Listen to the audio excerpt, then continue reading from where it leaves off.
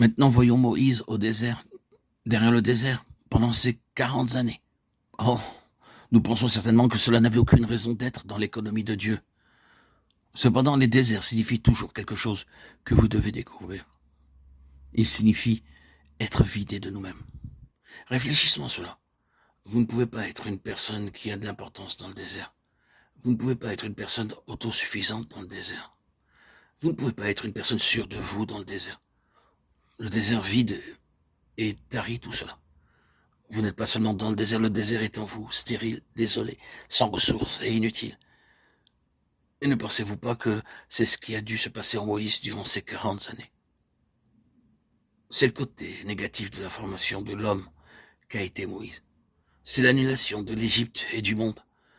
L'Égypte, c'était l'autosuffisance. L'Égypte est toujours synonyme d'indépendance et l'Égypte devait être tarie en Moïse. Il devait être vidé de l'esprit du principe du monde. Il avait tout cela intérieurement et maintenant tout cela devait être mis dehors. Et c'est tout le contraire de l'Égypte qui était entré en lui.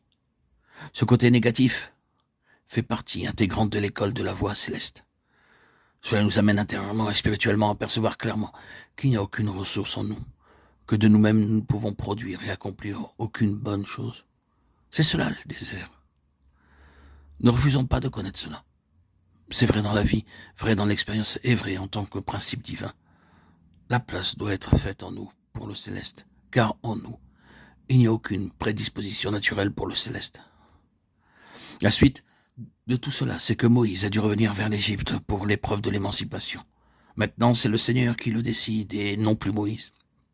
Désormais, tout doit procéder du Seigneur ou rien du tout. L'Éternel dit à Moïse, tu verras maintenant ce que je ferai. Exode 6, 1. Moïse avait dit un jour, maintenant vous verrez ce que je ferai. Et nous connaissons la suite et le poids de ces paroles à l'égard de ces Égyptiens et des Hébreux. Mais tout cela était désormais révolu. Le Seigneur disait, maintenant, tu verras ce que je ferai. Je ferai car maintenant tu as cessé de faire. La position est modifiée, tout devient maintenant possible. Il y a eu une transition du négatif au positif. La grande épreuve de l'émancipation de ce peuple peut commencer. La première scène concerne la verge et la main, selon Exode 4. Qu'est-ce que tu as dans ta main?